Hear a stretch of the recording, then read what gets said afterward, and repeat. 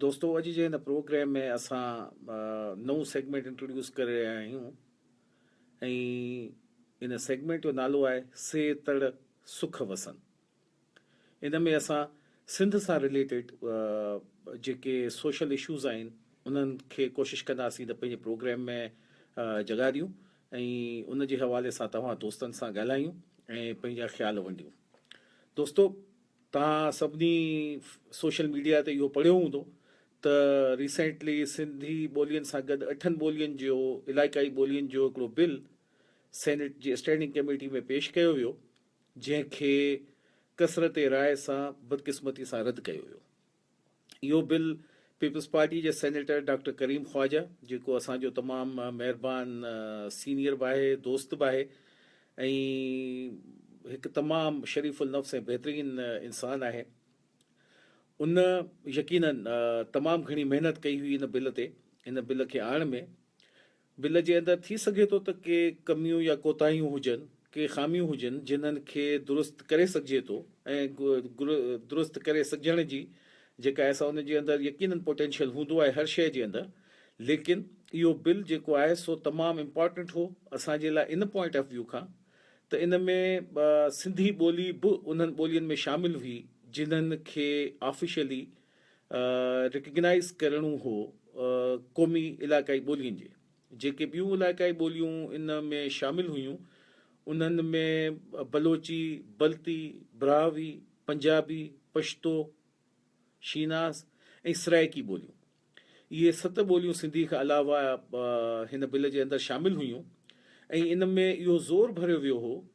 त हुकूमत जेको आहे सो इन्हनि खे इलाइक़ाई ॿोलियुनि जे तौर ते क़ानूनी तौर ते तस्लीम करे ऐं इन्हनि ॿोलियुनि जी तरवीज ऐं इन्हनि जे वधाउ जे लाइ हुकूमत अहिड़ा प्रोग्राम लागू करे जीअं इन्हनि ॿोलियुनि में वाधारो अची सघे ऐं इन्हनि ॿोलियुनि खे जेके कुझु तहज़ीबूं आहिनि जेके आहिस्ता आहिस्ता डिक्लाइन थियनि पियूं या ख़ात्मे जे तरफ़ वञनि पियूं, त उन्हनि ॿोलियुनि जे खे उन ख़ात्मे खां बचाइण जे लाइ इहो बिल पेश कयो वियो हो। असांजी हुकूमतनि ऐं असां सभिनी जी इहा मुश्तरका कोशिशि हुजणु घुरिजे त जेके असांजियूं इलाइक़ाई ॿोलियूं आहिनि उन्हनि ॿोलियुनि खे असां न सिर्फ़ु ज़िंदा रखूं बल्कि उन्हनि जी तरवीज जे लाइ जेतिरो कुझु असांखां पुॼी सघे उहो असीं कमु करियूं। असांखे मोहबत पंहिंजे सिंधी ॿोलीअ सां आहे, यकीनन का चवण जहिड़ी ॻाल्हि कोन्हे।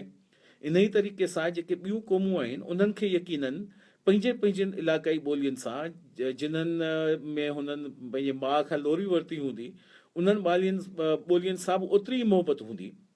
तंहिंजे करे इहो हिकिड़ो नेशनल काज़ आहे जंहिंखे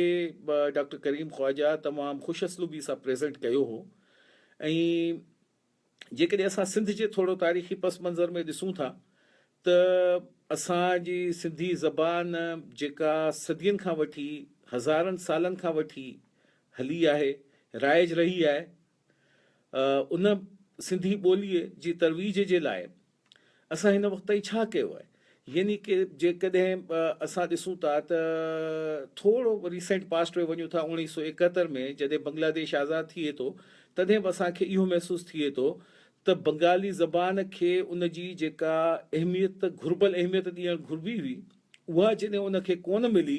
तॾहिं उन्हनि बदगुमानियूं पैदा थियूं ऐं उन जे करे ई डिस्टेंस पैदा थियो ओभर ऐं ओलह पाकिस्तान में। ऐं नतीजो बदकिस्मती सां असां सभिनी ॾिठो त पाकिस्तान जो हिकु हिसो पाकिस्तान खां अलॻि थी वियो। ऐं इन ई तरीक़े सां अॼु जेकॾहिं असां पंहिंजे सिंधी ॿोलीअ जी तरवीज ऐं उन जे वधारे जे लाइ या उनखे उहो ऑफिशियल स्टेटस जेको सिंधी ॿोली डिज़र्व करे थी, अगरि असां उन में का सियासत इन्वॉल्व करियूं था या पंहिंजे पॉलिटिकल मफ़ादनि जे ख़ातिर या पंहिंजे कम अक़ली ऐं कम फ़हमीअ जे ख़ातिर जे वजह सां जेकॾहिं असां पंहिंजनि उन्हनि ॿोलियुनि खे प्रोटेक्ट नथा करे सघूं त इहा असांजे लाइ वॾी बदकिस्मती आहे बहसियत क़ौम। ऐं हुकुमराननि जे लाइ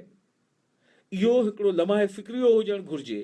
त कल्ह जेको कुझु बंगाल में थियो किथे ईअं त कोन्हे त सुभाणे जेके ॿिया इलाइक़ा आहिनि, सिंध आहे, बलूचिस्तान आहे या ख़ैबर पख्तूनख्वा आहे, सुभाणे उहे बि जेको आहे सो इन ई क़िस्म जी अहसास महरूमी जो शिकार थी को अहिड़ो फ़ैसिलो न करे वठनि जेको असां सभिनी जे लाइ तकलीफ़ जो बाहिस बने। पाकिस्तान हिकु अज़ीम मुल्क आहे, असीं चाहियूं था त पाकिस्तान अलाह जी महिरबानी सां बरक़रार रहे, पर उन सां गॾोगॾु असां इहो बि यकीनन चाहियूं था त असांजी ॿोलीअ खे जेका इम्पॉर्टेंस हुजणु घुरिजे, जेका असांजी तहज़ीब तमदुन, जेका असांजी सकाफ़त, जेका असांजी अदब रिवायतूं, शाइरी, कहाणियूं, मूसीक़ी, थिएटर्स में परफॉर्मेंस आहे, असांजूं रीतूं रस्मूं आहिनि, असांजा क़द्र आहिनि, उन्हनि क़द्रनि खे न सिर्फ़ु असां इंटैक्ट रखूं बल्कि असां उन्हनि क़द्रनि खे अॻिते वधाए सघूं। दोस्तो, तव्हां यकीनन इहो ॿुधो हूंदो, या जेकॾहिं किननि दोस्तनि कोन ॿुधो आहे त उन्हनि जे लाइ इहा हैरत जहिड़ी ॻाल्हि हूंदी त इंडिया जी जेका करंसी नोट आहे उन जे पोएं पेज ते, उन जे बैक साइड ते मुख़्तलिफ़ ज़बाननि में उन जो रक़म थियल आहे। मिसाल 10 रुपयनि जो नोट आहे त उन में मुख़्तलिफ़ ज़बाननि में, हिंदी में लिखियलु आहे, इंग्लिश में लिखियलु आहे। अहिड़ी तरीक़े सां इंडिया जे अंदरि 10 रुपया सिंधीअ में बि लिखियलु आहे। यानी कि इंडिया जे अंदरि जेके असांजा सिंधी विया आहिनि, या उन्हनि सिंध जे उन्हनि माण्हुनि खे उहा शनाख़्त ॾिनी आहे, छाकाणि जो उन्हनि सिंधियुनि वटि उते पंहिंजी ज़मीन बि कोन्हे। असां हिते फ़ख्र सां चऊं था त असांजी पंहिंजी ज़मीन आहे, असांजो पंहिंजो इलाइक़ो आहे, पोइ बि असांखे जेका तरवीज खपे थी, जेका असांखे इम्पॉर्टेंस बहैसियत क़ौम, बहैसियत ज़बान जे असांखे मिलणु घुरिजे, उहा जेकॾहिं असांखे नथी मिले ऐं उन जे लाइ जॾहिं असांजे तरफ़ां को बिल पेश थिए थो त इन में बदकिस्मतीअ सां आउं इहो चवंदुसि त ख़ुदि असांजा पंहिंजा जेके सिंधी सेनेटर्स आहिनि, उन्हनि मां ई हिकु सेनेटर फंक्शनल लीग जे उन जी मुखालफ़त कई। केॾे न अफ़सोस जहिड़ी ॻाल्हि आहे, हाणे खणी एक्सप्लेनेशन्स कहिड़े बि क़िस्म जूं अचनि इहे त बिल सही कोन हो, बिल में प्रॉब्लम हो, असां चयो आहे त बिल खे रिफाइन करियो। पर मुंहिंजो इहो पॉइंट ऑफ व्यू आहे त जेकॾहिं इन बिल जे अंदरि के कमियूं कोताहियूं बि हुयूं, तॾहिं बि इन बिल खे या त उते ई उनखे उन्हनि कमियुनि कोताहियुनि खे रेक्टिफाई करणु खपंदो हो, या इन बिल खे कंडीशनली अप्रूव ज़रूरु करणु खपंदो हो, ताकी असां हिकिड़ो पॉज़िटिव मैसेज जेको आहे सो सॼी क़ौम खे ॾेई सघूं हा, सॼी दुनिया खे ॾेई सघूं हा त असां पंहिंजे ॿोलियुनि सां मोहबत करियूं था ऐं असां पंहिंजे ॿोलियुनि खे ज़िंदा रखण जे लाइ सभु कुझु करे सघूं था। तव्हांखे हिकिड़ो सिंपल एग्ज़ाम्पल ॿियो मां इहो ॾींदो हलां त मिसाल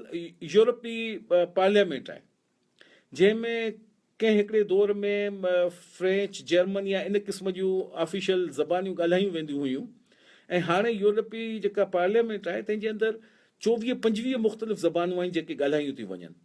परे असीं छो था वञूं, असांजो ही अल्बर्टा जो प्रोविंस जंहिंमां असां ही प्रोग्राम करे रहिया आहियूं, उन में इंग्लिश ऐं फ्रेंच खां अलावा 19 ज़बानूं जेके आहिनि उन्हनि खे सेकेंड लैंग्वेजिस जो स्टेटस मिलियल आहे। ऐं दोस्तो, तव्हांखे यकीनन इहा ख़बर बि हूंदी, ऐं पंहिंजे मुख़्तलिफ़ प्रोग्राम्स में इहो ॿुधाए बि चुको आहियां त असां Sindhi association of north America southern Alberta J platform तां हिन वक़्तु गवर्नमेंट ऑफ अल्बर्टा सां हिन ॻाल्हि ते मुज़ाकरात करे रहिया आहियूं त सिंधी ॿोलीअ खे official second language Alberta province जे तौर ते रिकग्नाइज़ कयो वञे, ऐं गवर्नमेंट ऑफ अल्बर्टा इन ॻाल्हि खे एक्सेप्ट बि कयो आहे। असांजे एजुकेशन मिनिस्टर असांखे इहो चयो आहे त तव्हां को बि पायलट प्रोजेक्ट कंहिं हिकिड़े स्कूल में शुरू करियो जिते असां कैरिकुलम में सिंधी ॿोलीअ खे शामिलु कंदासीं अल्बर्टा प्रोविंस में। त दोस्तो, जेकॾहिं कैनेडा जहिड़े मुल्क में जिते असां 2003 में ओंटारियो में सिंधी ॿोलीअ खे सेकेंड लैंग्वेज जो स्टेटस ॾिरायोसीं, अॼु हिते असां अल्बर्टा में इन कम खे करे रहिया आहियूं, त दोस्तो, छा असां इहो नथा लहूं त असांजे पंहिंजे मुल्क में जिते असां रहूं था, जिते असांजे अम्मा अब्बा, असांजा ॾाॾा नाना नानियूं, उन्हनि जा हॾा उते दफ़न आहिनि, जिते सुभाणे असांखे वञिणो आहे, जिते असांजो मुस्तक़बिल आहे, जिते असांजी क़ौम आहे, करोड़ जी तइदाद में असांजी पॉपुलेशन उते रहे थी, छा उन पॉपुलेशन खे इहो हक़ न आहे त उन जी ज़बान खे घटि में घटि इलाइक़ाई ज़बान जे तौर ते तस्लीम कयो वञे? तंहिंजे करे आउं सम्झां थो त इहो वक़्त जी हिकु तमामु अहम ज़रूरत आहे। डॉक्टर करीम ख्वाजा यकीनन मुबारकबाद जो मुस्तहिक़ आहे जंहिं हिन बिल खे आंदो, ऐं मुंहिंजी इहा रिक्वेस्ट हूंदी असांजो जेके बि सिविल सोसाइटी जा सिंध जा नुमाइंदा आहिनि, ऐं बहितरीनु असां वटि स्कॉलर्स मौजूदु आहिनि, उहे इन बिल खे रिफाइनमेंट जे प्रोसेस मां गुज़ारीनि, डॉक्टर ख्वाजा जी हेल्प कनि ऐं इन बिल खे असेंबली में नए सिरे सां लॉन्च थियणु घुरिजे। न सिर्फ़ु लॉन्च थियणु घुरिजे बल्कि बहैसियत सिंधी असांखे जेको आहे उनजी अवेयरनेस ऐं एडवोकेसी करणु घुरिजे। असांखे न सिर्फ़ु सिंध में बल्कि सॼे पाकिस्तान में इन ॻाल्हि जी अहमियत उजागर करणु घुरिजे त जेकॾहिं इलाक़ाई ॿोलियुनि जो बिल असां प्रेज़ेंट करे रहिया आहियूं त इन में असां कंहिं इलाइक़नि खे टोड़े न रहिया आहियूं, बल्कि असां उन्हनि ज़बाननि जी रखवाली करे रहिया आहियूं ऐं उन्हनि ज़बाननि खे उन्हनि जो जेको ड्यू स्टेटस आहे उन ॾेराइण जे लाइ कोशिश करे रहिया आहियूं। ऐं इन में क़तई तौर ते को बि हर्ज कोन्हे ऐं असांखे यकीनन इहे क़दम खणणु घुरिजनि। तंहिंजे करे दोस्तो इन प्रोग्राम जे तवसुत सां आऊं असांजा तमामु जेके सुजाॻ दोस्त आहिनि उन्हनि सभिनी खे इहा रिक्वेस्ट कंदसि त महिरबानी करे तव्हां अॻियां अचो। हिते डॉक्टर असांजे साईं रशीद अबड़े जो हिकिड़ो कमेंट आयो आहे त second language is not a national language. साईं बिल्कुलु आई एग्री कि second language is not a national language, लेकिन मुंहिंजे चवण जो मक़सदु इहो आहे त जॾहिं कैनेडा ऐं जहिड़नि मुल्कनि में तव्हांजे सिंधी ज़बान जी अहमियत खे जिते तव्हां सिर्फ़ु चंद हज़ारनि जे तइदाद में मौजूदु आहियो, उन अहमियत खे तस्लीम कंदे सेकेंड लैंग्वेज जे तौर ते जेकॾहिं तव्हांखे स्टेटस मिली सघे थो त ख़ुदि पाकिस्तान में ख़ुदि जिते सिंध हिकु सूबो आहे, सिंध हिकु ज़बान आहे, हिकु सदियुनि पुराणी तहज़ीब आहे, उनखे पंहिंजे इलाक़ाई ज़बान हुजण जो स्टेटस छो न मिलणु घुरिजे। मुंहिंजो पॉइंट ऑफ व्यू सिर्फ़ु इहो आहे। गुल मेतलो भाईजान, तव्हां इन ॻाल्हि खे पसंदि करे रहिया आहियो, तव्हांजी तमामु वॾी महिरबानी। ऐं इन खां अलावा बेशुमार दोस्तनि जा कमेंट्स अची रहिया आहिनि। दोस्तो प्रोग्राम असांजे हिन सेगमेंट जो वक़्तु तमामु महदूद हूंदो आहे, तंहिंजे करे शायदि आऊं सभिनी कमेंट्स ते ॻाल्हाए न सघां, पर आऊं ॾिसां पियो त नेपाल खां असांजो दोस्त रुद्रा राज पांडे, शाहज़ेब इनाम मेहर, साबित अली पिताफ़ी साहब कैलगरी मां, साईं इनायतुल्ला शेख साहब, साईं अलीमुद्दीन, अमीर उनड़, अहमद नदी मेमण साहब, अज़ीज़ मेमण साहब, ये काफ़ी सारा दोस्त, अदी ज़रका अब्बासी, डॉक्टर मुनीर अहमद अब्बासी ये प्रोग्राम खे ॿुधी रहिया आहिनि ऐं ॾिसी रहिया आहिनि। त दोस्तो आऊं तव्हां सभिनी सिंध सां मोहबत रखंदड़ दोस्तनि खे इहा गुज़ारिश कंदसि त हिकु दफ़ो वरी चवंदसि त पाकिस्तान सां असांखे मोहबत आहे। असां पाकिस्तान जे अंदरि रही करे सिंध जे मुफ़ादनि जे तहफ़ुज़ जे लाइ असांखे पंहिंजो पंहिंजो पार्ट प्ले करणु घुरिजे। ऐं हीउ जेको बिल आयो हो जंहिंखे बदकिस्मती सां असांजे ई सिंधी हिकु मेंबर जे मुखालफ़त जे करे इहो बिल रद्द थियो आहे, इहा क़ाबिले मज़मत ॻाल्हि आहे, अफ़सोस जहिड़ी ॻाल्हि आहे। ऐं असां सभिनी खे गॾिजी कोशिशि करणु घुरिजे त इहो बिल रीलॉन्च थिए ऐं इन जे लाइ सॼे पाकिस्तान में एडवोकेसी करियूं त जीअं असां ॿोलीअ जो जेको तहफ़ुज़ आहे, जेको असांजी सिंधी ॿोली डिज़र्व करे थी, या उन सां गॾु जेके ॿियूं इलाइक़ाई ॿोलियूं आहिनि जेके डिज़र्व कनि थियूं जेको मानी मर्तबो पंहिंजे पंहिंजनि इलाइक़नि में, उन्हनि खे उहो मिली सघे ऐं उन्हनि जे तरवीज जे लाइ वधीक बहितर तरीक़े सां इफेक्टिव कमु थी सघे। दोस्तो इन सां गॾु ई आऊं पंहिंजे हिन सेगमेंट मां तव्हांखे इजाज़त वठंदुसि। पंहिंजा कॉमेंट्स ज़रूरु ॾिजो। साथ सलामत, सिंध सलामत।